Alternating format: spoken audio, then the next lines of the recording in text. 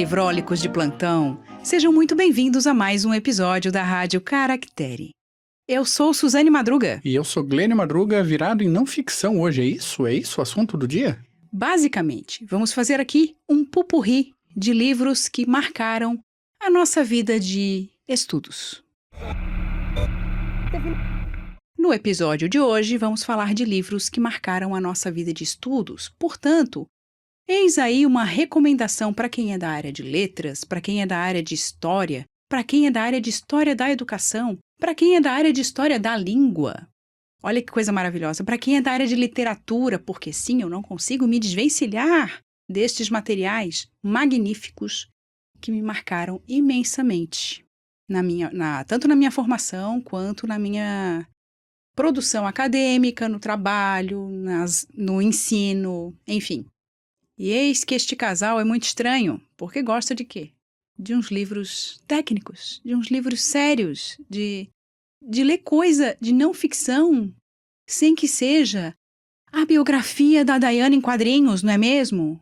Isso aí fica para quem tá aqui há mais tempo. Ok, vamos falar de livros mais técnicos, de livros sérios. Ou não, depende.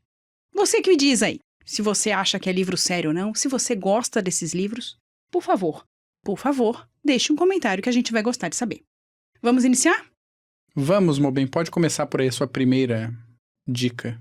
Iniciando um livro que faz parte da minha formação. Eu sou formada em letras português. A minha graduação foi uma das melhores coisas, uma das melhores escolhas que eu já fiz na minha vida. A maior escolha e melhor escolha que eu já fiz na minha vida foi o Glênio. Ai, que bonitinho. Enfim, mas para a formação eu não poderia ter escolhido um curso melhor.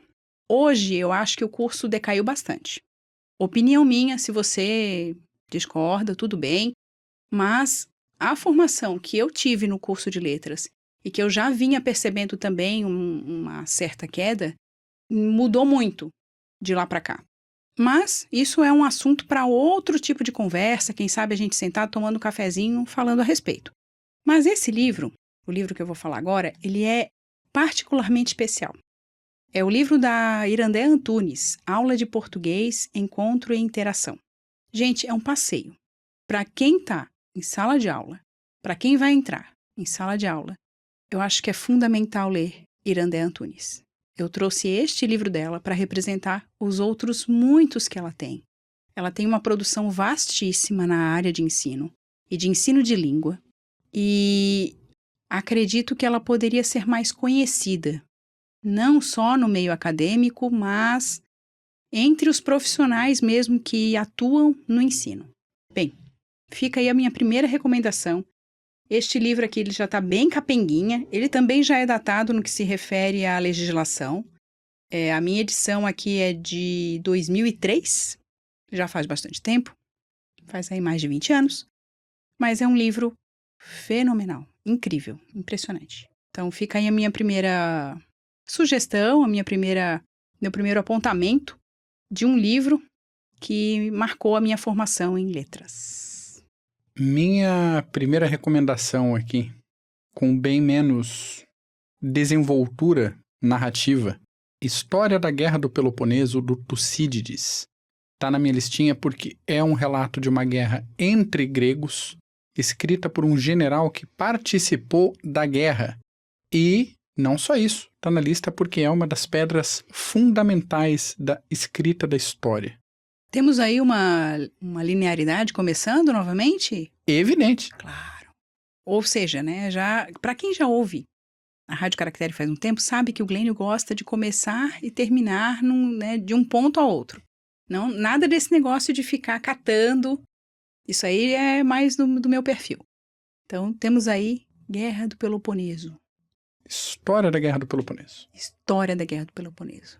Livrão, taludinho. Que durante muito tempo não teve edição completa em PTBR e agora já tem.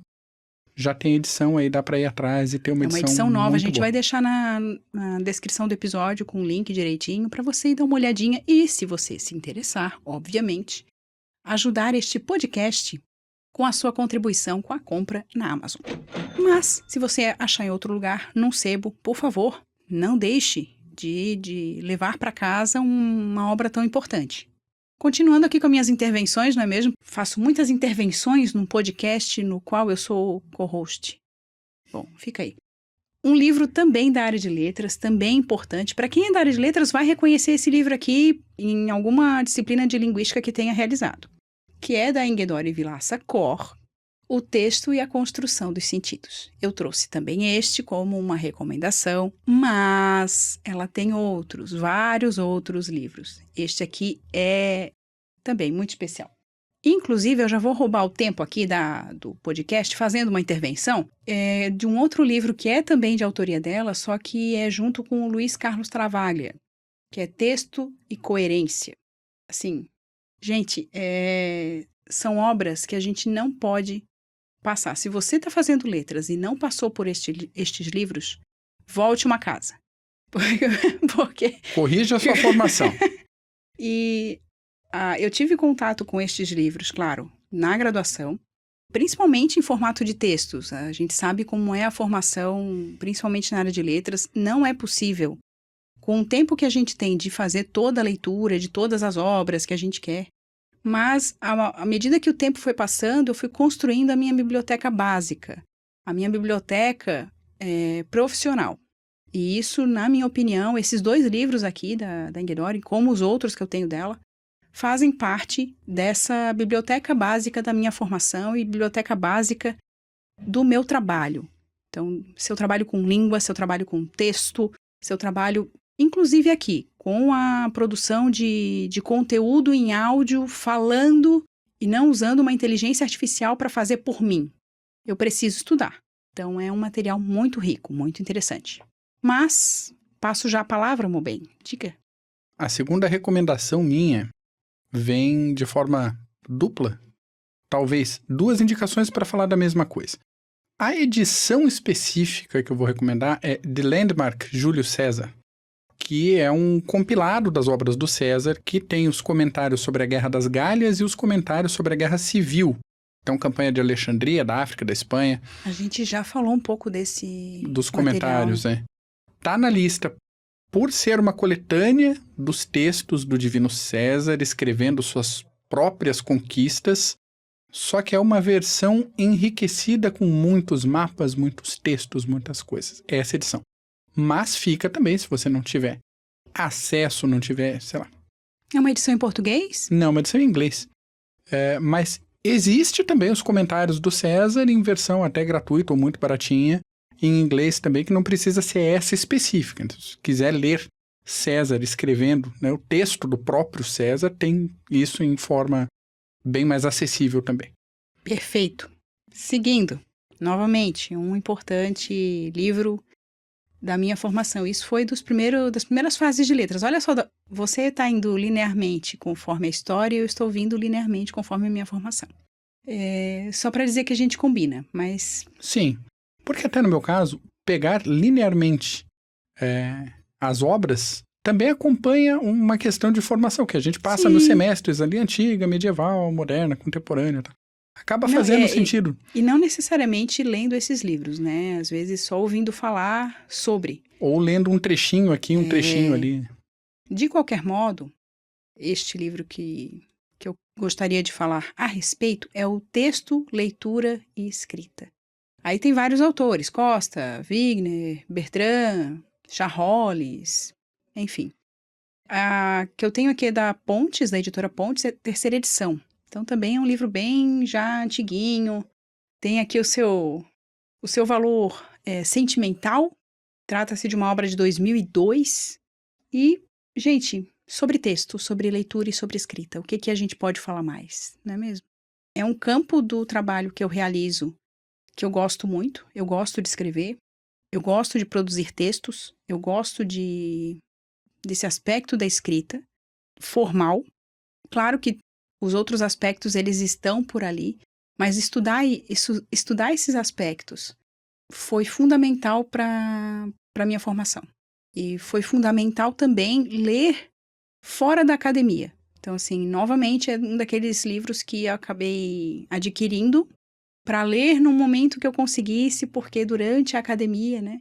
Durante a faculdade, muitas vezes eu pegava os livros na biblioteca. Então, eu usava muito a biblioteca da universidade. E esse livro aqui, ele foi um daqueles que, quando foi possível comprar, a gente já tem aquela mini vitória, né? Inclusive tem uma anotação na folha de rosto ali, ele entrou no acervo em 2011. Exatamente, como um presente. O Glênio gosta de colocar recadinhos, dedicatórias nos livros que ele me dá, então esse é um deles.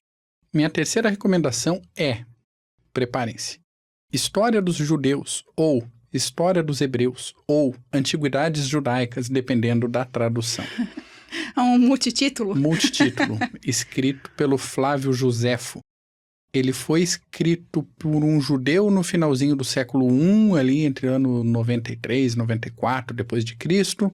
Ele é um autor que sobreviveu à Primeira Guerra Romano-Judaica, depois foi acolhido, protegido pelo Vespasiano. Ele escreveu alguns livros, mas os mais importantes, os mais imperdíveis, são esse, a História dos Judeus, que conta a história desde Adão e Eva até a Primeira Guerra Romano-Judaica. Boa classificação de imperdível. Né? E ele vai até a Primeira Guerra Romano-Judaica. Por quê? Porque o segundo livro é A Guerra dos Judeus, que conta justamente a história da Guerra Romano-Judaica. E aqui a gente fala da Guerra Romano-Judaica no singular, porque as próximas duas que aconteceriam ainda não aconteceram, que foi a de 117 e a de 135. Então ele conta esse primeiro conflito aí que teve envolvimento do Vespasiano e do Tito. Mas aí a gente fica, mas se ele era um judeu e já tinha os textos hebraicos, já conhecia a sua história, qual é a função de escrever esse livro, né? O Josefo escreveu esse livro em grego, voltado para os seus leitores do Império Romano. Então já tem uma dinâmica de escrita diferente que pensa no público leitor. Ao contrário do Júlio César, que escreveu para os seus, e do Tucídides, que escreveu para os seus, o Flávio Josefo escreve para os outros. E é outra pedra fundamental na historiografia mundial. Até mesmo porque esse tipo de escrita tem uma questão de intencionalidade diferente, né? Então, exatamente. Quando você tem uma intencionalidade quando você produz um texto para os seus, como você comentou, ou quando você pensa em um público maior, em um público que precisa entender de determinados aspectos com os quais não está muito acostumado, enfim. E por aí, meu bem? Mais um sobre o quê? Ensino de língua, claro, da Wanda Maria Elias. Ela é organizadora de um livro, que é na verdade uma coletânea de textos muito interessante sobre o ensino de língua portuguesa, voltado para pensar oralidade, escrita e leitura. Tem vários autores e é um livro da Contexto, também um livro mais, já tem um tempinho já. Também ganhei em 2011, Lei. Tem aí uma dedicatória. O Glênio gosta muito de manter meus vícios em dia. E o livro é mesmo de 2011, tá? Fica aí a recomendação. A primeira parte é sobre oralidade, realmente. Aí a segunda parte escrita e a terceira parte leitura. Vários textos, autores importantes para a área e importantes também para quem trabalha hoje com ensino. Mesmo com essas questões de inteligência artificial, eu acho que quem tem uma base dessa não se desespera, tá? Fica aí esse tipo de recomendação é por causa disso. É para a gente pensar o quanto determinadas obras podem nos ajudar enquanto professores, enquanto formadores de alguma maneira, enquanto produtores de conteúdo, né? A gente também está num processo de formação, não dizendo como é que os outros têm que fazer, mas num processo de sugerir coisas que outras pessoas vão se inspirar e tudo mais. Então, é uma recomendação. E uma outra recomendação eu vou colocar junto com esse livro, que é um outro da Marlene Teixeira e Valdir do Nascimento Flores, também da editora Contexto, que é Introdução à Linguística da Enunciação. Também um livro riquíssimo. Eu estudei um texto dele na graduação e eu fiquei tão maluca com esse livro que eu precisei ir atrás dele. Não tinha na biblioteca, olha aí, à época. Então, fui atrás de outra maneira, como deixando ele numa listinha de desejos. Na época não tinha Amazon, mas uma listinha de desejos, e quando foi possível eu adquiri esse livro e é realmente incrível, incrível. Muitas vezes nós temos dificuldade durante a faculdade de compreender determinadas determinados aspectos das teorias linguísticas. E a gente acha tudo muito difícil, né? Quem já fez letras pode dizer aí se não achou difícil determinados aspectos, porque tem sim. Porque a gente não entende que são vários teóricos. Às vezes a gente é apresentado a um só. E aí a gente acha que a linguística é o que um só falou, o que um só escreveu. E vários teóricos de linhas diferentes coexistindo na mesma época. Pois é, então, esse livro aqui ele é bem pequenininho, mas ele já traz questões Se do é coexistindo, claro que é na mesma época. Deu para entender, bem, deu para entender. Mas ele traz o Charles Bailey, Emily Benveniste, ou Emile Benveniste, né? Tem o Bakhtin também, que eu já vou falar um pouquinho mais na frente, que claro que eu tenho recomendação de Bakhtin, não é mesmo? Fica aí a recomendação desse livrinho também, minúsculo, mas incrível. Introdução à Linguística da Enunciação. Por aqui, quarta indicação, A Cavalaria da Germânia Antiga à França do século XII, do Dominique Barthélemy. O livro fala não só da cavalaria enquanto força combatente medieval, mas também como instituição social na Antiguidade Tardia e na construção da sociedade medieval, principalmente na Europa Central. Na minha opinião, um dos livros essenciais para entender a mentalidade da Europa Ocidental medieval. Não tem como tentar entender, assim, mas tem livro do fulano, tem a coleção do tal. Não pula. Tem o Minoir, não sei das quantas, que escreveu um livro ótimo. Tem, claro que tem. Mas você entender como que a cavalaria se constitui como tronco do Ocidente medieval, pelo menos até o século XII, é esse livro do Barthélemy. Não tem volta que se dê. Não adianta fugir. Tem algumas obras que a gente não tem como fugir delas, a gente precisa encará-las, não é mesmo? Eis que eu falei de Mikhail Bakhtin, o russo, tal, ou ele é muito odiado ou ele é muito amado no curso de letras. E a minha sugestão são 2, na verdade, livros dele. E hoje já está em formato picotado, né? Já está em formato de série a obra dele, mas na verdade ela vinha num formato só, que era a Estética da Criação Verbal. E a minha edição também é antiguinha, tá toda baleada, toda estudada. Coisa linda, né? Uma vez eu fui chamada de rica, né? Porque eu estava com esse livro na mão e o livro ele era para ser lido. Na verdade, um dos textos que estão aqui nesse livro era para ser lido na aula. E aí a gente fica com aquela reflexão assim, que a gente investe em tanta coisa. A minha edição, só para situar, é de 2010. Mas a gente fica com aquela questão assim, nossa, eu vou para fazer um curso, né? Vou fazer uma disciplina numa pós, enfim. E daí leva o livro, nossa, você é rico. Mas a pessoa, ela vai com 500 quilos de maquiagem, né? Vai com salto agulha, vai, sei lá, assim, tudo bem, você vá como você quiser. Mas não fique tirando o valor do meu livrinho, que foi um esforço danado para adquirir. De qualquer maneira, fica aí a recomendação de Estética da Criação Verbal, que está diluído em outros livrinhos agora da Editora 34, e também a minha sugestão, e daí para quem gosta de literatura, para quem tem interesse em dar uma lida naquele livro do Pantagruel e Gargantua, do Rabelais, Questões de Literatura e de Estética, Questões de Literatura e de Estética, a Teoria do Romance. A edição que eu tenho é da UCITEC, antiguinha também, batida. É uma capinha roxa com verde e fala de carnavalização, fala do Rabelais. Tem outros livros do Bakhtin e um deles, mais especialmente, é sobre Dostoiévski. Então, é excelente, recomendo muito. Acredito que ler Dostoiévski com auxílio da perspectiva teórica do Bakhtin é um caminho muito válido e muito interessante. Para quem quer fazer uma análise da obra um pouco maior, da obra do Dostoiévski, aí tem a questão já são tantos termos que eu já não sei mais qual que eu devo usar, mas enfim, da pluridiscursividade, né, dos vários discursos no romance, das várias vozes. Não vou entrar muito nessa questão aqui, mas a gente consegue perceber determinadas nuances na obra do Dostoiévski a partir da leitura bakhtiniana e que dá um outro olhar. A gente não consegue mais voltar para uma leitura muito básica depois que a gente tem contato com a obra do Bakhtin sobre Dostoiévski. Vou deixar também na descrição do episódio essa recomendação para vocês, tá? Que é a obra poética, se não me engano é a obra poética do Dostoiévski.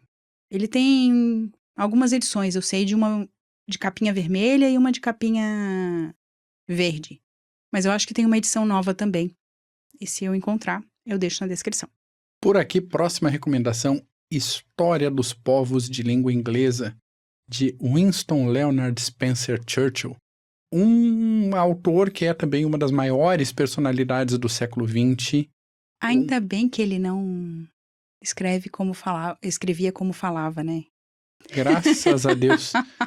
Ele foi Nobel de Literatura justamente porque ele não escrevia como ele falava. Foi um dos grandes responsáveis pela vitória aliada na Segunda Guerra Mundial.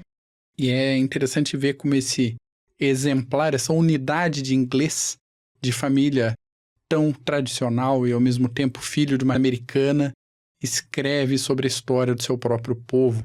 A recomendação aqui é a História dos Povos de Língua Inglesa, mas recomendo também Memórias da Segunda Guerra Mundial, do mesmo grande, imenso líder político, Winston Churchill. Diante disso, parto eu para a História da Língua Portuguesa, não é mesmo? Então, História da Língua Portuguesa é bem o título do livro que eu gostaria de recomendar, que é do Paul Tessier.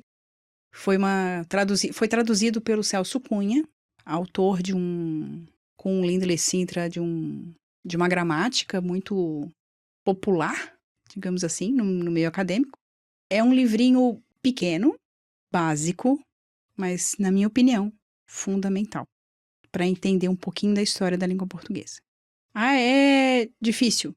Ele traz algumas questões, claro, de vocabulário, de termos muito próprios dos estudos linguísticos, mas não é difícil de entender, tá? Nada que uma ida lá na sua gramática não te dê não faça você compreender do que ele está falando. É muito, muito, muito bom. É um livro muito bom. A edição que eu tenho é da Martins Fontes, que é um livrinho mais novo mesmo que foi lançado, mas tem umas edições bem antiguinhas aí para quem tiver interesse. Agora puxando para a historiografia brasileira, Maldita Guerra, de Eita. Francisco Monte Oliva Doratiotto. Até o momento é o melhor e mais completo livro sobre a Guerra do Paraguai ou Guerra da Tríplice Aliança. Escolha o nome que você preferir. A partir desse livro você pode explorar outros enfoques do conflito. Pode ir para outras áreas históricas correlatas, como história da saúde, história da alimentação. Mas se você quiser conhecer a Guerra do Paraguai com bibliografia atualizada, com fonte documental, com tudo bonitinho, sem os vícios da historiografia das décadas de 60 e 70, o melhor início é esse, Maldita Guerra, de Francisco Doratiotto. E já emendando aqui, ele tem um outro livro menor, bem interessante também, eu acho que é A Formação dos Estados do Prata, uma coisa assim, que vale encaixar junto nessa recomendação. Esse é mais um daqueles livros, né, que ou o povo ama ou o povo odeia. Sim, Então, sim. Mas o meu próximo vai ser o povo odeia, mas vai ser justificado. Bom, o meu próximo aqui, o livrinho que eu trouxe, que é um xodozinho, que eu comecei a ler assim que eu terminei a minha graduação, que foi o Ensaios para uma Sócio-História do Português Brasileiro, da Rosa Virgínia Matos e Silva. Essa mulher era uma gigante no estudo, nas pesquisas de história da língua no Brasil. Uma professora da Universidade da Bahia.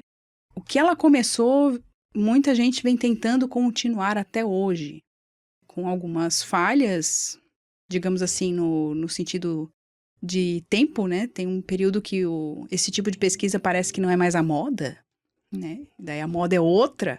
Então, mas é fenomenal. Esse livro aqui é incrível. Ela traz algumas questões sobre alfabetização, sobre...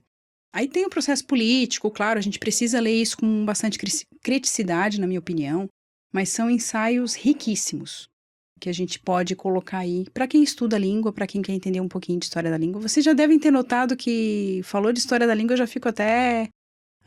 fica aqui, ó, feliz. Se deixar... Se deixar, eu fico falando mesmo. Minha Próxima recomendação da aba dos livros odiados na academia, História da Guerra entre a Tríplice Aliança e o Paraguai, de Augusto Tasso Fragoso. Essa é uma coleção de uns 5 volumes sobre a Guerra do Paraguai, mas com uma escrita tradicional. O que eu quero dizer com isso? O autor nasceu em 1867, faleceu em 1945. Foi general do Exército, foi o primeiro maranhense presidente do Brasil. É de se esperar, e é de fato, que seja uma historiografia bem tradicional no sentido político e militar, se é que dá para separar essas duas coisas, vamos falar disso depois. E é também uma historiografia um tanto datada, porque tem toda uma questão de ufanismo e de elevar os líderes militares. É uma obra de sua época. Apesar disso, vale a pena dar uma boa olhada, porque a obra é extremamente detalhada, cheia de documentos, cheia de mapas, cheia de ordens de batalha, que são muito difíceis de encontrar por aí em acervos. Então, para entender a guerra numa perspectiva atualizada, Francisco Doratiotto. Para explorar partes de documentação e material extra, Tasso Fragoso. Acho que não dá para separar uma coisa da outra. Tasso Fragoso é citado em alguns pontos pelo Doratiotto, que aponta as falhas dele também na obra. E isso é rico, se a gente observar que o pesquisador ele não tem que ser essa figura de sacralidade. Isso. Então, a pessoa não sabe tudo. E ela cometeu erros. Então, E tem intencionalidade. Ele escreveu Exato. com um objetivo, Tem um numa objetivo, época específica da pátria Inclusive, brasileira. você mencionou, tem alguns historiadores que fazem, principalmente década de 60 e 70, que se baseiam em determinadas perspectivas, vamos colocar dessa maneira, para falar da história da Guerra do Paraguai. E até hoje, isso às vezes é ensinado na faculdade, então também são coisas que a gente precisa pensar.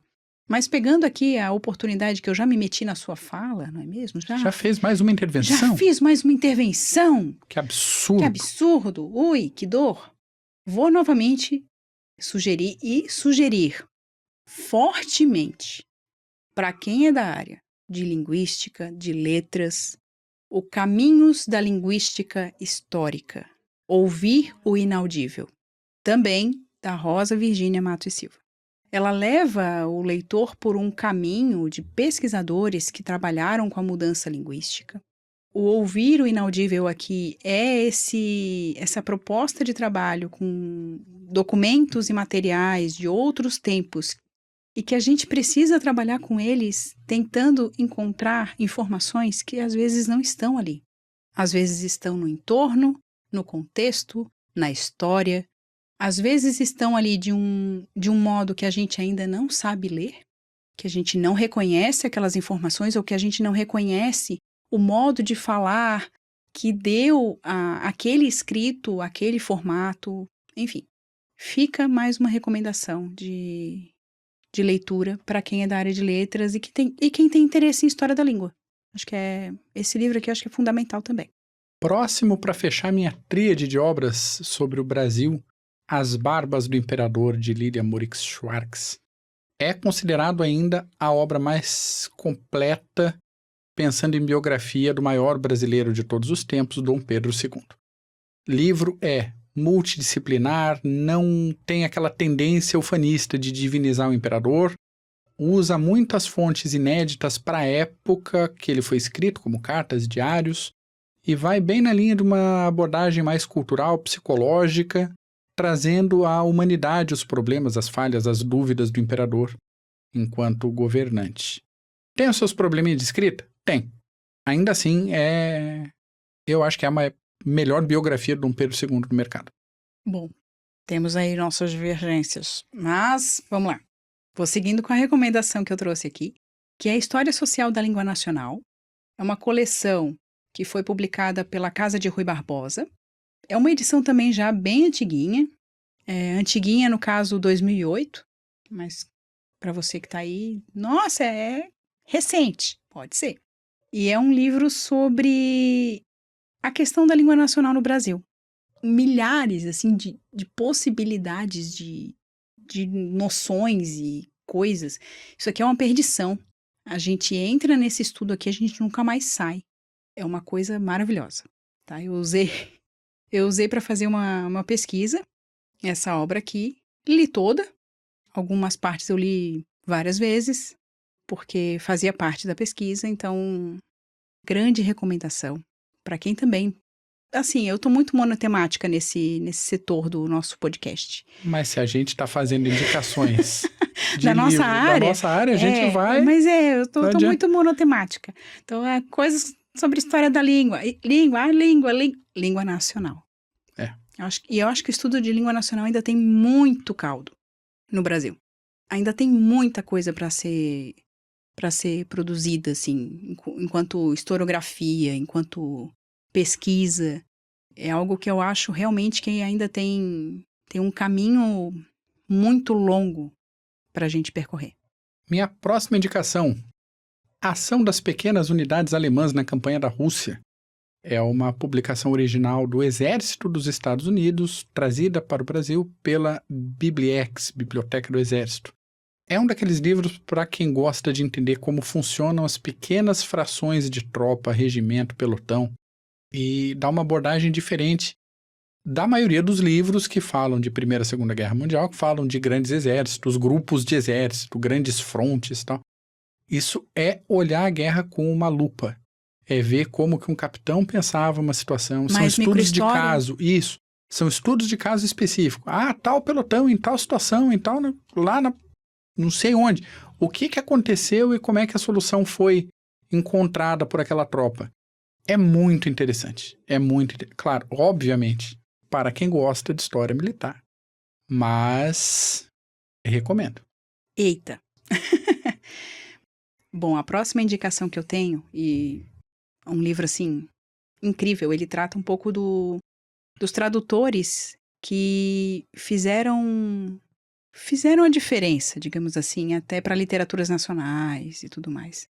Trata-se de Os Tradutores na História, que é da coleção Múltiplas Escritas, da editora Ática. Acho que não tem mais a editora Ática, né? Não sei se ainda existe. É de Jean Delisle. Bom, vou ler como em português. Jean Delisle e Judith Woodsworth.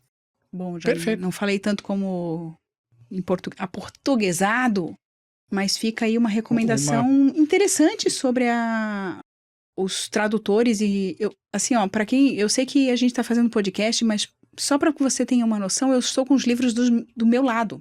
Assim, eles estão do meu lado, porque eu precisei tocar nos livros. Então, se tiver algum barulho aí de página, é por causa disso. E esse livro ele é muito interessante porque ele vai trazer elementos tanto dos primeiros tradutores, como de tradutores que tiveram um papel importante na política, em governos. Então, é um livro excelente, Próximo, meu 10ª indicação, Holocausto, de Martin Gilbert. Fácil, para mim, o melhor livro sobre o Holocausto, escrito por um autor que produziu quase 90 livros, entre a biografia do Churchill, Primeira e Segunda Guerra Mundial e História Judaica. Então, se for para pegar do Martin Gilbert, pegue o Holocausto, e se for para pegar 2, pegue o Holocausto e a biografia do Churchill. É isso. Pronto. A minha próxima indicação vai um pouquinho para um autor que as pessoas conhecem mais pelo nome da Rosa, mas ele tem outras produções. Ele tem produções de ensaio, né, materiais acadêmicos. O homem era multi, assim, né? E o livro do qual eu falo foi publicado, pelo menos a edição que eu tenho é de 2012, mas esse livro ele tem edições bem antiguinhas também, e a edição que eu li era bem mais antiguinha do que a de 2012, que é Como se faz uma tese.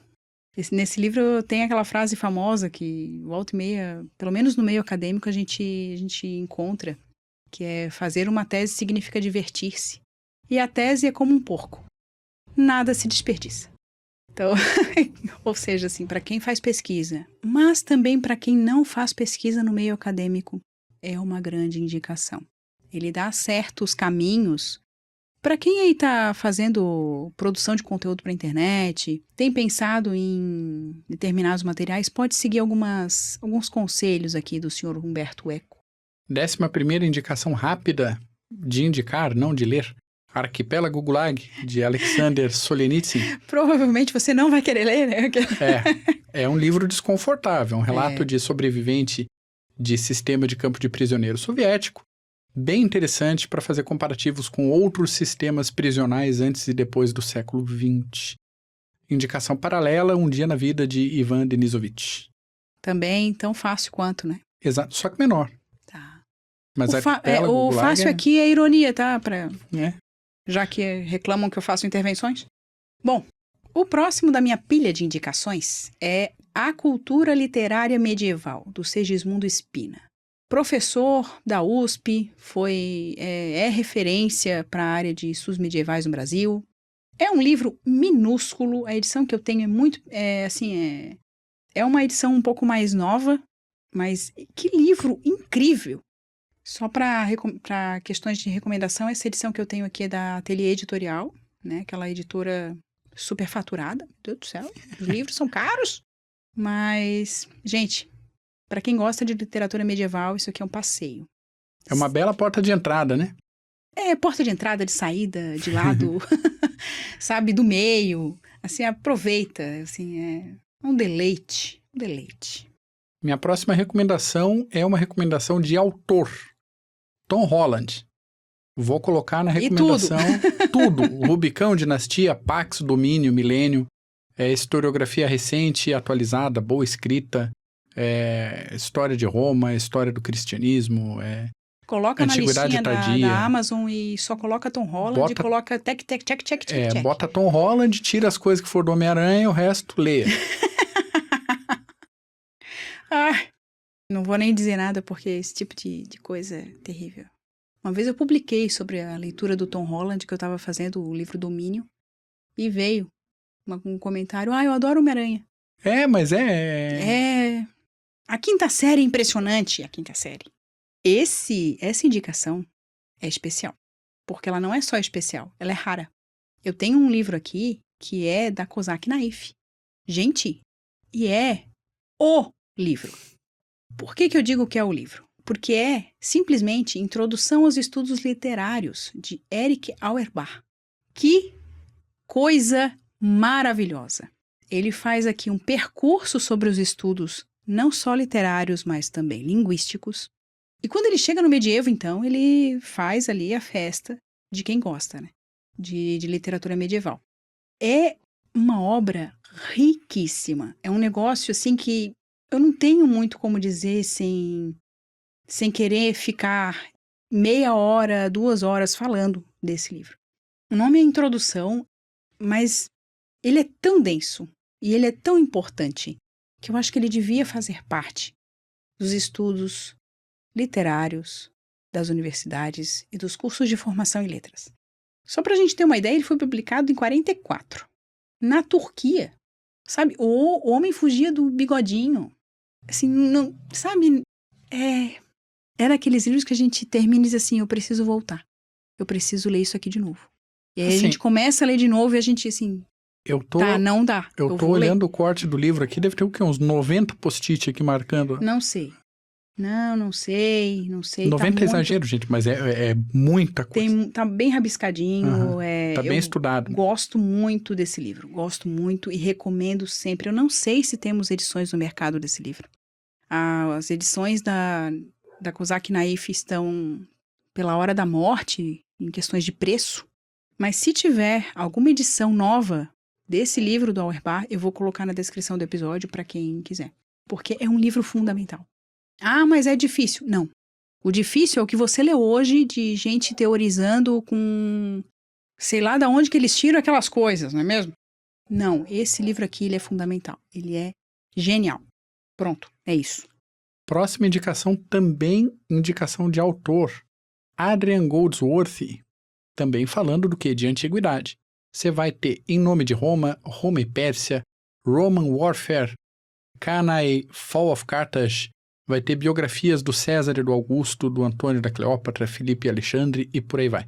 É outro. Bota nome Adrian Goldsworthy e vai ticando. Tica tudo e bota na tua wishlist da Amazon. Usando o nosso link de associado, claro. Pois é. que não tem como se arrepender de leitura nem do Goldsworth nem do Tom Holland. É isso. E é isso, parece que eu tô terminando, né? Não, é isso. Tem A mais gente um monte de não tá na indicações aqui. metade ainda. Calma, gente, calma. Estamos suando aqui, por favor, não esqueça, se você estiver no YouTube, de dar aquele joinha. E se você estiver no YouTube, comente ali embaixo na aba de comentários Cleópatra.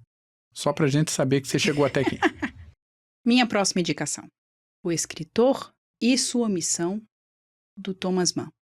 Palmas lentas, silêncio. Contemplação. Pronto. Este livro é uma coisa que não... Ele fala de Goethe, ele fala de Dostoiévski, de outros autores, e não são escritos como de fofoca. São escritos de profunda reflexão. Como o Thomas Mann gosta de fazer, né? Ele é considerado por alguns um autor difícil, não é por menos. Ele apresenta uma bagagem filosófica, histórica, que dá densidade para a escrita dele. E o Escritor e Sua Missão, mesmo que possa parecer difícil por causa dessas características do Thomas Mann, ainda assim é um deleite. Mais um daqueles livros para ler, reler, treler, para voltar. Quantas vezes necessário for. E aqui, a partir da próxima indicação, eu vou virar um pouco o tipo de indicação que eu estou fazendo. Porque a gente vai para indicações mais específicas de historiografia propriamente dita. Sim. Então, a primeira indicação dessa leva é Da Guerra, de Karl von Clausewitz, um livro teórico sobre a guerra, da virada do século XVIII para o XIX. Trata a guerra como a continuidade natural da política, por isso que eu falei antes. Dá para separar a política de militaria? Para Clausewitz, a guerra é a continuação da política por outros meios, mas é política. Esse livro fala dos elementos da guerra absoluta e da guerra real. É um dos primeiros, se não o primeiro autor que traz elementos psicológicos dos combatentes como fatores relevantes no combate. Boa parte dos teóricos anteriores a Clausewitz falavam da guerra quase como um livro de guerras e receitas, e a gente pode puxar historiadores romanos, pode pegar os gregos, você pode pegar orientais como Sun Tzu, vai ter se acontecer tal coisa, faça isso, se acontecer tal outra coisa, faça isso. O Clausewitz vira essa lógica e bota outra pedra fundamental em como se entender a guerra a partir desse ponto. Se tivesse combinado... Ou seja, é um espetáculo. É um espetáculo. Minha próxima indicação, não tão espetacular assim, porque não tem mais como combinar com o moço do barulho, é Línguas, Poetas e Bacharéis, uma crônica da tradução no Brasil. Se aquele outro livro que eu havia mencionado é sobre a história dos tradutores de uma maneira geral, esse aqui é sobre tradução no Brasil, da Lia Wheeler. Não sei se você já ouviu falar, você deve já ter ouvido falar. Sabe a J.K. Rowling? Sabe o Harry Potter? Pois é, foi traduzido por essa senhora. Então, fica aí a recomendação desse livrinho. Nunca mais vi, não sei como é que tá a situação de venda, de edição dele. Ele era publicado pela Rocco. Agora eu já não sei mais se ele tá em produção, se ele continua sendo vendido. Mas vale a pena. Livrão. Próximo meu, A Escrita da História, de Peter Burke. Livro que destrava a cabeça de interessados em história, no sentido de quebrar aquela ideia de que a história é neutra, que existe historiador neutro, ou que toda história de verdade tem que ser necessariamente tradicional da linha política ou econômica. Esse livro é um livro organizado pelo Peter Burke, com artigos de vários outros historiadores. Fala de... eu sou fã do Peter Burke. Fala de vários assuntos que em outros tempos nem seriam considerados história, como história do corpo, história da leitura. O texto dele de História da Leitura, do Darnton, é um deleite. Então, se você quiser abrir um pouco os horizontes de como se pensa a história atualmente, A Escrita da História, Peter Burke, sucesso. Bom, saindo um pouquinho ali do Peter Burke, a gente vai novamente para um certo Umberto Eco, que na verdade é uma entrevista que o Umberto Eco concede para o Jean-Claude Carrière. Sabe aqueles livros de um livro sobre livros? Você que gosta desse tipo de livro, se perde, filho. Vai, só vai. Só pega esse livro aqui, ó, que é Não Contem com o Fim do Livro e nada de braçada. Porque é simplesmente incrível. Ponto. Não consigo mais. Eu fico empolgada, eu fico suada. E credo, ver pessoas falando sobre livros, sobre literatura, sobre história, sobre filosofia, de modo inteligente, não tem como ser ruim. É uma baita de uma conversa. Fica aí a recomendação. E também não sei como é que está a questão de edição desse livro. A minha edição é de 2009. Não sei se ele ainda está no mercado. Por aqui, meu próximo é História e Memória, de Jacques Le Goff. Mas, credo! Livro que vai fazer você olhar para a história como uma ciência que problematiza, questiona o quê? A memória. Se a memória é emocional, subjetiva, você lembra daquilo que te emocionou, você lembra daquilo que fez sentido para você, você esquece o resto. A história vai no caminho de explicar por que a gente lembra dessas coisas, escolhe não se lembrar de outras. E aí ele trabalha durante o livro no caminho de construção de identidades. O capítulo específico, Documento Monumento, é outro clássico das graduações em História. E se você é entusiasta de História, da Rádio Caractere, quiser ter uma perspectiva até de como ler literatura, pensando em literatura do século XVIII, XIX, início do século XX, esse texto é indicado para ti. História e Memória, Jacques Le Goff, capítulo, Documento, Monumento, se você quiser ir direto na fonte. Fazer como a gente faz na graduação. Ó. Esse livro é importantíssimo, mas a gente só vai ler aquele capítulo lá. E recomendo ler todo, porque o livro é todo maravilhoso. Mas se for para ler só um capítulo, leia esse. Diante de um Jacques Le Goff, eu vou falar o quê, não é mesmo? De um livro que trata de, redes sociais, talvez. De mídia, pode ser. Nossa, com as redes sociais, tudo tá diferente. E aí vem Robert Darnton e diz, não. O Beijo de Lamourette. Mídia, cultura e revolução. Um livro assim que é As fofocas históricas que você não conhece estão nessa obra. Ai, mas agora que a gente tem isso. Ai, mas agora jovens estão descobrindo. Que jovem? As fofocas rolavam sempre. Sempre teve alguém interessado em passar a informação para frente. E o Robert Darnton faz neste livro um apanhado histórico maravilhoso.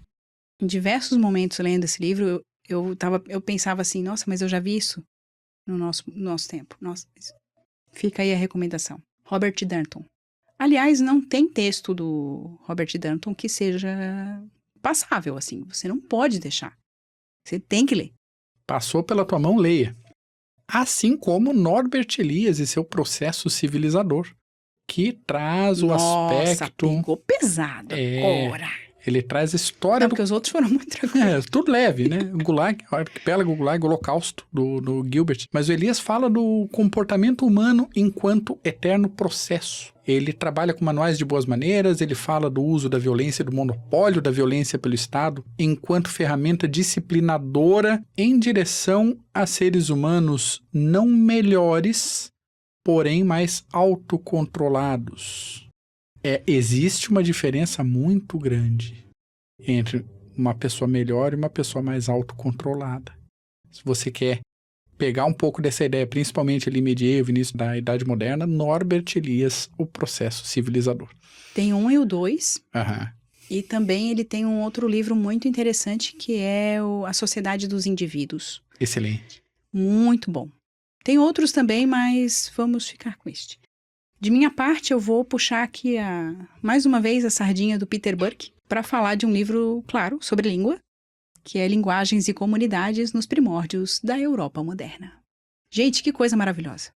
Essa mulher tá falando sorrindo. Claro, mas não tem como. Isso daqui é magnífico. Para quem é da área de letras, sei lá, não precisa ser da área, mas gostar. Estudos literários, estudos linguísticos, língua, história das línguas, formação de Estado e língua. Gente, isso Identidade. aqui... Identidade. Isso aqui é magnífico. Quando ele fala comunidades, inclusive ele faz a devida problematização. Não é colocando de forma homogênea. É concebendo que as pessoas se uniam por determinadas questões para defender determinadas línguas pertencentes a uma comunidade. Ele coloca o processo de imposição de reis, enfim. A escrita do Peter Burke, acho que ela é cirúrgica. É muito, muito boa, assim, de a gente acompanhar. Então, aqui, indo só, né, fala de Gutenberg, vai para a Revolução Francesa. Às vezes a gente fica querendo ler sobre a Revolução Francesa e tentando entender determinados processos em livros de história ou biografias. Tudo bem, dá para fazer. Mas com um repertório que o Peter Burke traz aqui, a gente consegue ler, por exemplo, aspectos da linguagem que, por causa da Revolução Francesa, tiveram alterações. A França se coloca muito mais ostensiva no processo de civilizar, usando aí o termo do Norbert Elias, digamos assim, para colocar que a língua é de uma maneira e ela tem que ser daquela maneira e as pessoas têm que falar daquela maneira. Gente, e a gente só ganha com esse tipo de livro. Então, assim, fica aí a minha recomendação. Linguagens e Comunidades nos Primórdios da Europa Moderna, do Peter Burke. Sai pela editora Unesp. E eu também, neste momento, no momento da gravação deste episódio, eu não sei como está o processo de publicação da obra. Por aqui, meu próximo, História da Alimentação, de Máximo Montanari e Jean-Louis Flandrin, que é um... Como é que é? Não, só sai uma vez. Ah, Com essa... Naturalidade, só sai uma vez. Flandrin é o grande... Para você que está escrevendo aí. Para você que está escrevendo, Flandrin. Mas se você for buscar, caro ouvinte, procure por Máximo Montanari, porque você vai encontrar vários outros livros deles interessantes sobre essa mesma temática, que é sobre a área de história da alimentação. Então vai falar de comida como cultura, comida como identidade, fala de alimentos básicos para as sociedades, também no sentido político-econômico, fala, por exemplo, da importância do binômio pão e carne para as sociedades humanas. Então, tem sobreposições com o processo civilizador. E é um livro gigantesco, são mais de 40 especialistas envolvidos no livro, é um espetáculo. E se você gostar dessa área de história da alimentação, vai te dar brecha para ir para várias possibilidades de investigação histórica. Se quiser comprar um livro para ver se gosta da área, é este. E você nunca mais vai olhar para uma fonte da mesma maneira. Nem para um prato. Não, não. Mas eu digo para uma fonte no seguinte sentido. Olhar, por exemplo, para um jornal de, sei lá, do século XIX. Aí vai encontrar ali que, como a gente já encontrou num jornal do século XIX, e que contava que a família inteira havia falecido porque alguém fez determinado cozido num tacho e misturou determinado ingrediente. E aquele ingrediente matou a família inteira. E a pessoa não queria matar a família inteira. Gente, Nem era a intenção da pessoa. Não, mas... E daí isso faz a gente olhar para esse tipo de fato divulgado em jornal como algo, claro, terrível, mas faz a gente olhar para costumes. Faz a gente olhar para... A história cultural faz isso mesmo. Ela permite com que a gente olhe para determinados processos, façam, por exemplo, as nossas leituras aqui de livros da literatura, né, clássica, e comece a observar coisas que, às vezes, numa leitura mais sem aprofundamento, uma leitura rápida, a gente não percebe. Às vezes as pessoas até perguntam assim, como é que vocês acharam tal coisa nesse livro? Como é que vocês... Até a leitura detalhada que a gente vem fazendo agora do Conde de Monte Cristo, e a gente demorou realmente para trazer o Conde de Monte Cristo para os episódios da Rádio Caractere por causa disso.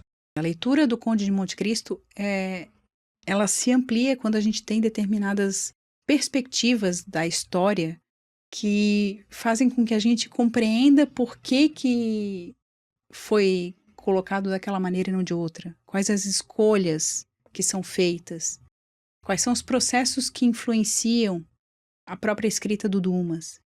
Enfim, se você tiver algum tema e esse tema estiver sendo pesquisado de alguma maneira por algum pesquisador da história cultural, procure, porque isso é riquíssimo. Eu gosto, sei lá, de uma sugestão como história da alimentação, como o Glênio mencionou, como a história da língua, como a história dos julgamentos. Tem pesquisadores que se voltam, por exemplo, para a história dos julgamentos, de como a justiça foi se estabelecendo em determinado lugar, em determinado país, como eram feitos os julgamentos. Ou então, se você tem interesse, às vezes, inclusive agora está muito em voga a questão dos thrillers, né? Ou a questão dos true crimes.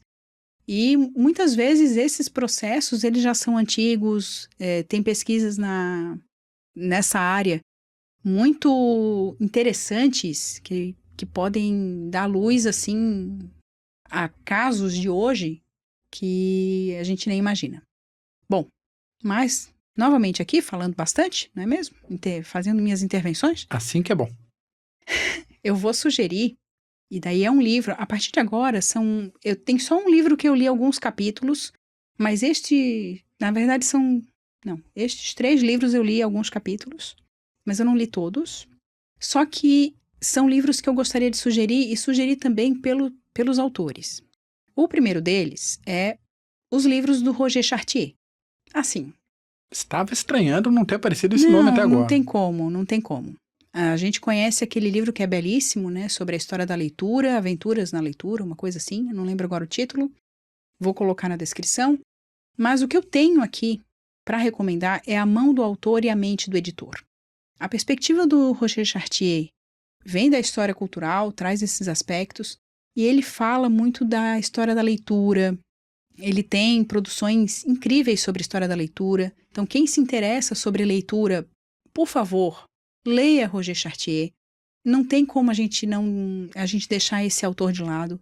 Ele é um autor com muitas produções. E esse livro aqui, particularmente, ele é um chuchu. Porque ele fala de arquivos literários, ele fala de tantas coisas. E ele vai muito na linha das representações, porque é o objeto, na verdade é a perspectiva teórica que ele adota. E ele tem livros, como eu falei, sobre a história da leitura, sobre práticas e representações. Se você colocar o nome do Roger Chartier, né? Roger Chartier, lá na Amazon, tem uma série de livros, sobre produção de livros. A gente começa a compreender muito da questão do mercado editorial. Não fique enganadinho aí por causa de editora, por causa de brinde, por causa de presente. Claro que todo mundo gosta de receber um presentinho, né, um formatinho de livro, mas a gente compreende muito do que é esse mercado. E como também a leitura tem as suas representações, os seus processos, as suas significações, dependendo... Suas subjetividades. Subjetividades, exatamente. Então, exatamente não, porque não é exato, né? Não tem nada de exato aí. Enfim, esse livro do Chartier fala de Shakespeare, Cervantes e tudo, mas eu dei uma olhada já, eu peguei já um ou outro capítulo para dar aquela chegadinha perto, porque eu gosto dos escritos do Chartier. Eu sei que para algumas pessoas ele tem um processo de escrita um tanto complicado. Ele dá um trabalhinho, né? Origens culturais da Revolução Francesa é muito bom, mas dá um trabalhinho. Porque... E daí, uma das coisas que eu acho que eu cheguei à conclusão lendo os escritos do Chartier. Ele começa pelo que ele não quer dizer e ele termina pelo que ele quer afirmar. É a minha impressão da leitura do Chartier. Pode ajudar você aí que está sofrendo. Mas é muito bom. Próxima minha por aqui, penúltima indicação direta, História da Arte de Ernest Gombrich. Classicão para qualquer disciplina de História da Arte em graduações Brasil afora e fora do país também. É um livro da década de 50, mas é a melhor introdução possível, não só como trajetória histórica da arte, mas também como um tipo de lente que a gente possa usar para ver a trajetória artística humana de um jeito menos linear um pouco. Falando assim parece que é um texto difícil, mas todo o texto é bem claro, o livro é muito ilustrado, é fácil de entender, é gostoso, é chato de achar para comprar, mas se aí você encontrar, compre. Agarre, pegue um para si. Bom, terminando também aqui as minhas recomendações. Eu tenho mais uma ainda, calma. Esse é o meu penúltimo. Tá. Eu vou falar de um livro que a primeira vez que eu tive contato com ele foi na graduação de letras, foi na disciplina de literatura brasileira e eu li uns 2 capítulos que foram recomendados pelo professor na época. E esse livro, quando eu peguei na biblioteca, eu fiquei tão encantada, porque a edição que tinha na biblioteca, deve ter ainda, se não desapareceu, era uma edição de capa vermelha, capa de tecido vermelha, belíssima, com um fitilho dourado, uma coisa assim. E primeiro eu já fiquei encantada com o objeto do livro. Aí quando eu fui ler, eu fiquei encantada com a escrita. Trato aqui da obra História da Literatura Brasileira, da Luciana Picchio, que é uma pesquisadora italiana.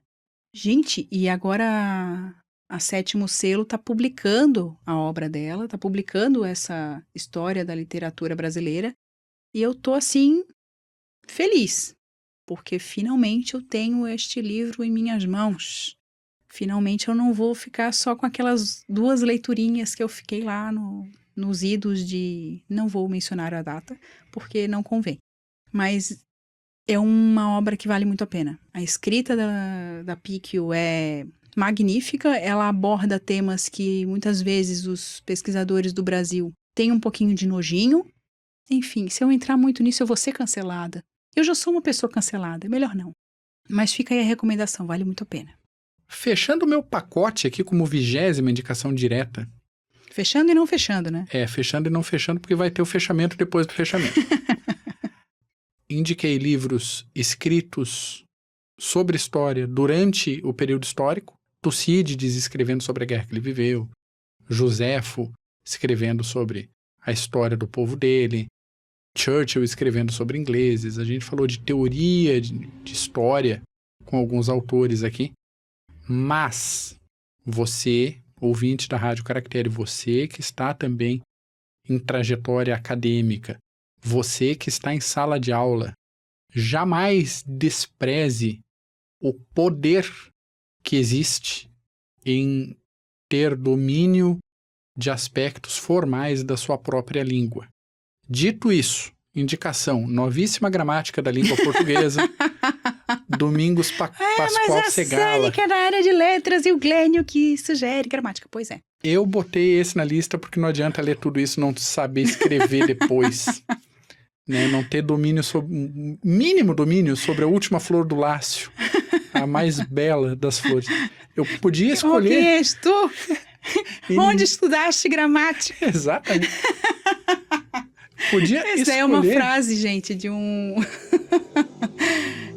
Foi publicada num jornal catarinense no século XIX. Da camiseta fácil. Gente, sério. Eu podia escolher aqui qualquer outra gramática, a gente tem várias em casa. Existem até gramáticas mais acessíveis, mais fáceis de ler, como referência em material de consulta. Tem Celso Cunha, tem Hernani Terra, tem vários outros, hein? Mas eu tenho uma ligação emocional com o Segala, porque eu comprei minha primeira edição há mais de 25 anos. Desde então, eu sigo feliz. Era um menino querendo entender mais sobre a própria língua. Comprei uma edição cor-de-rosa gigante do Segala. E a gente sabe que é muito importante que a gente fale. É entender a estrutura. Né? É entender. E assim, temos diversas discussões hoje a respeito da questão normativa no Brasil. E até sobre ensino de gramática. E sobre esse ensino. Eu não vou entrar nessa questão aqui. Acho que não é para isso que a gente está aqui. Mas esse conhecimento mais técnico, entendo eu, inclusive como professora, como fundamental.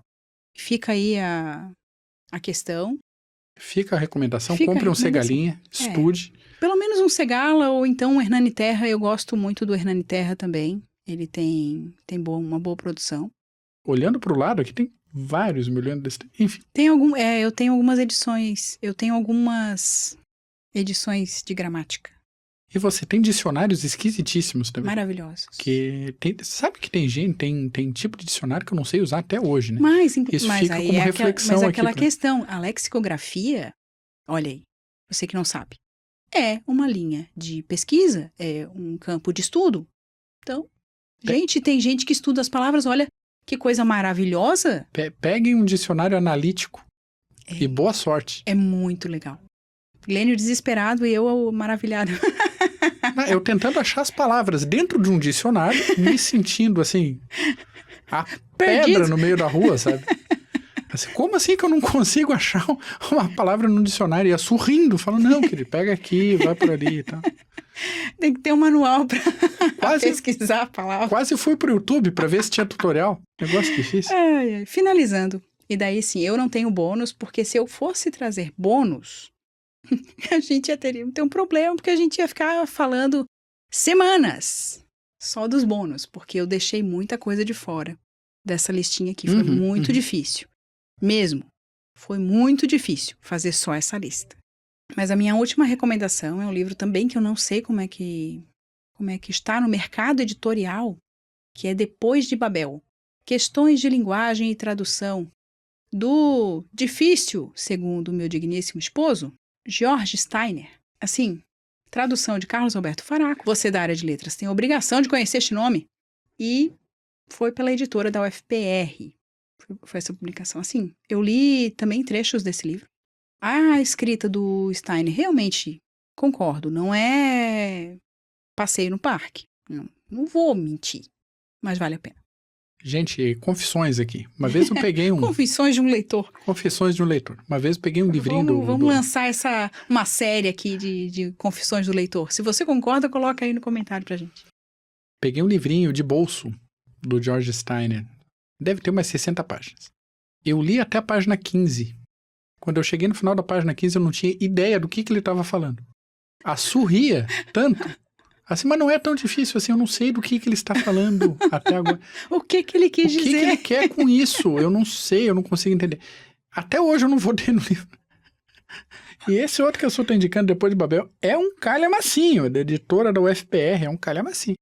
Mas, se você tiver funções cognitivas que cubram, vai que é sucesso. Tem coisas assim que não é pra quem tá começando. Sim, eu acho que sim. também tem isso. A gente Livro técnico tem isso, né? Tem livros e livros. Uhum, Eu acho que tudo é pra todos, não.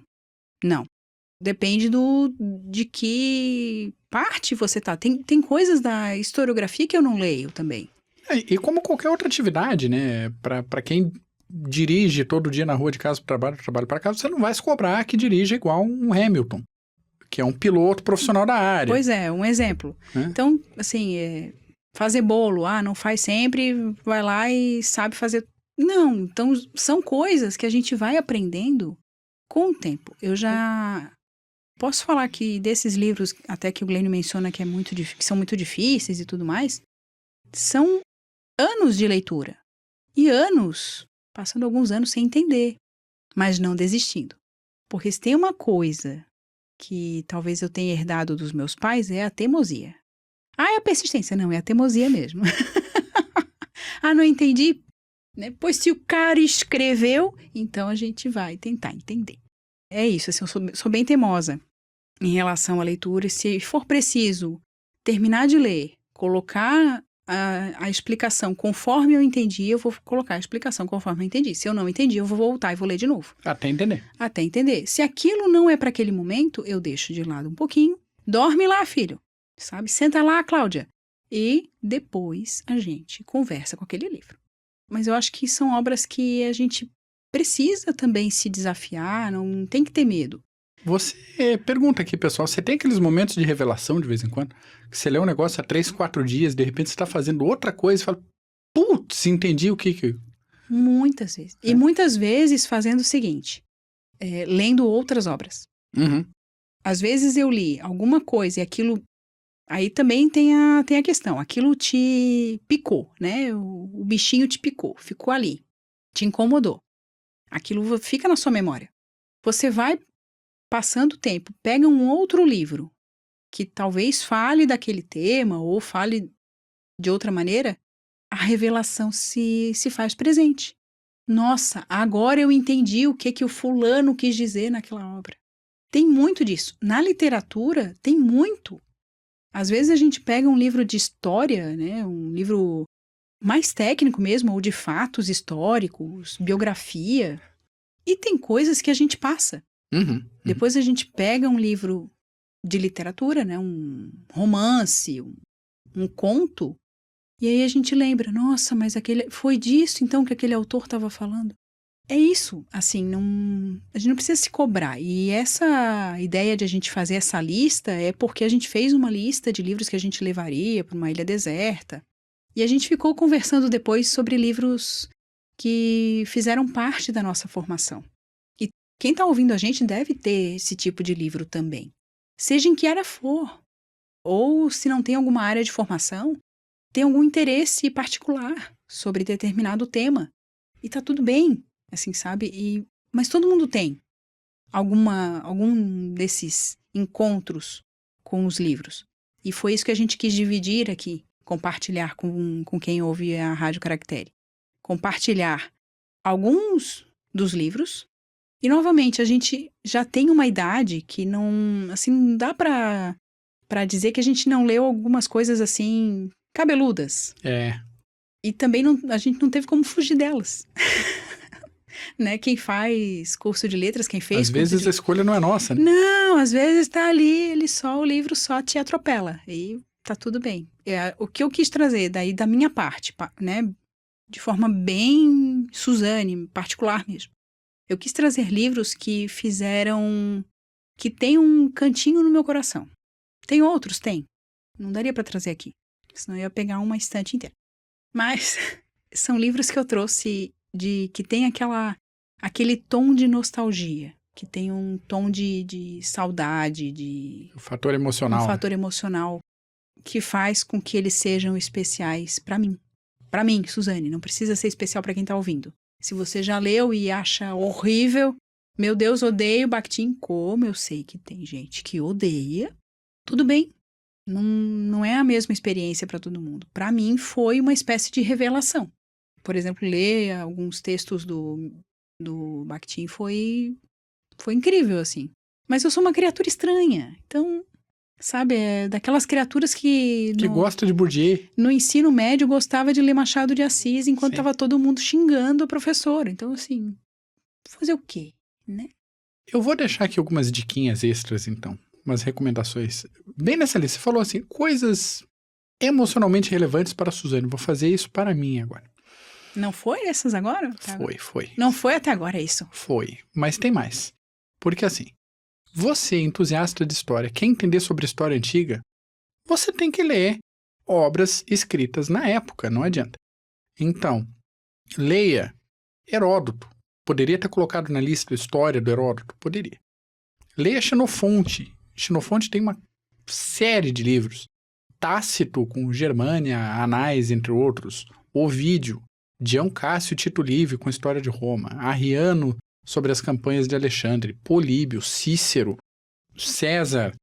A ideia é o seguinte, se a gente não for na fonte... ler comentadores é sempre bom. Sim, ler historiografia recente é muito bom. Mas é essencial que você vá na época. E daí faz parte daquele desafio que a gente estava comentando agora, que são livros que talvez a gente não consiga se apropriar de forma clara do que foi escrito, mas a gente tem aquele primeiro contato. Já não vai ser estranho da próxima vez. Exatamente. O estranhamento é só a primeira vez. A pessoa quer ler história da igreja, vai lá no Eusébio de Cesareia, vai lá ler. Vai. Exato. Patrística, vai ler. Depois você vê se você gostou, se você não gostou, se você quer ler comentador, se não quer. Medievais, a mesma coisa. Tem os livros da série de cavalaria, enfim. Até mesmo porque daí eu vou fazer uma intervenção que o pessoal não gosta muito. Eu gosto, faz. Ai, que bom. Que a gente lendo os comentadores, eles são muito valiosos. Por outro lado, eles têm uma perspectiva. Que, às vezes, não condiz, talvez, com determinados fatos e... talvez a gente possa ter discordâncias se a gente ler o original.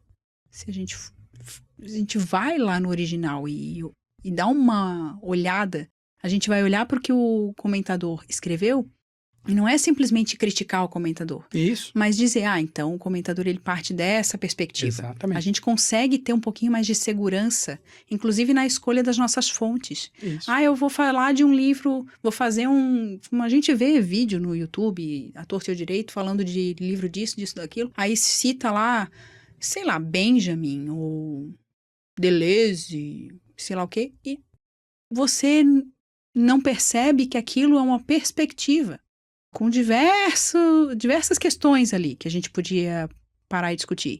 E daí, muitas vezes, como diz fulano... Isso. Assim, o como diz fulano é o dito do fulano.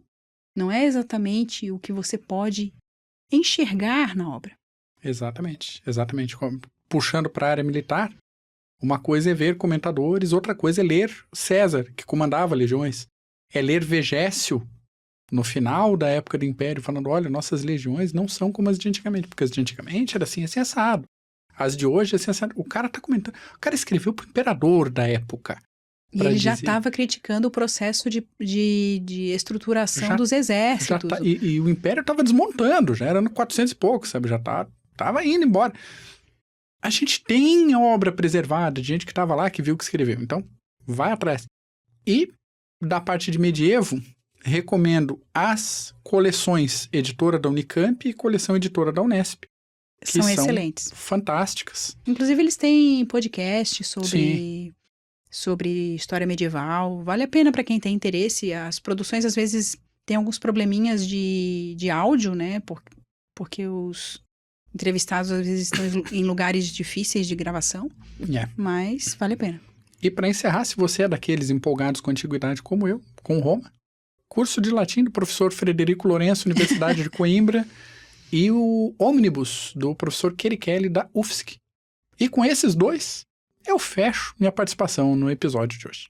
E a gente fecha, então, as nossas recomendações. A gente espera muito que você tenha gostado deste episódio. É um episódio que, claro, é um pouco diferente, porque está falando de livros não convencionais. Não é literatura. Enfim, não vou entrar nessa questão. Mas são livros que pode ser que você tenha tido contato durante sua formação, durante sua vida de leitor, durante seu processo de formação, em algum momento. Seja na pedagogia ou na engenharia. Você foi lá e fez alguma disciplina, ou pelo menos encontrou aquele livro na biblioteca. Como alguns casos que a gente poderia ter trazido aqui e não trouxe. Mas fica aí a recomendação desses livros, de alguns deles que podem interessar. Vários livros que eu citei aqui, eles têm relação com tradução. Então, para quem tem interesse nessa área, ou para quem gosta de entender um pouquinho mais de tradução, que fica aquela briga editorial, que quem traduz melhor, porque o tradutor isso, porque não sei o quê. Às vezes a gente faz aqui as nossas críticas também, porque a gente é leitor, a gente pagou pelo produto e a gente quer um produto de qualidade. Mas a gente precisa entender do que a gente está reclamando. Então, estão aí estas muitas recomendações e também, claro, o nosso agradecimento aos membros do nosso canal no YouTube. Muito obrigada. Obrigada também às pessoas que estão comprando fralda, produto de limpeza, papel higiênico e muitas outras coisas, até imprevistas, pelo nosso link da Amazon. Lembrando que link de associado da Amazon, você não paga nenhum real a mais por isso e contribui com a manutenção das nossas atividades digitais por aqui. Assim como você, ouvinte, que nos acompanha há tanto tempo. E você que já está nesse episódio que deve estar perto de 15 minutos de duração. Como a Nayara, que veio falar comigo esses dias. Um abraço para Nayara. Um abraço gigantesco. Muito obrigada pelo carinho. O Glênio chegou em casa, comentou comigo. E eu gostaria muito de agradecer o carinho e esse abraço que chegou até mim pelo Glênio. E é isso. Pelo meu lado, um amplexo literário historiográfico para você. E até a próxima. E da minha parte, claro, porque eu tenho que falar mais, né? Eu sou a mulher da relação, eu tenho essa prerrogativa. Agradeço muito a companhia até aqui e você já sabe do recado. Pega um livro, relaxa o corpinho e até a próxima.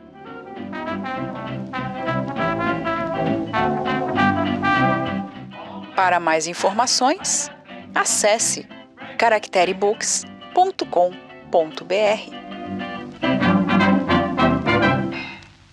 A partir desse livro, você pode explorar outros influx.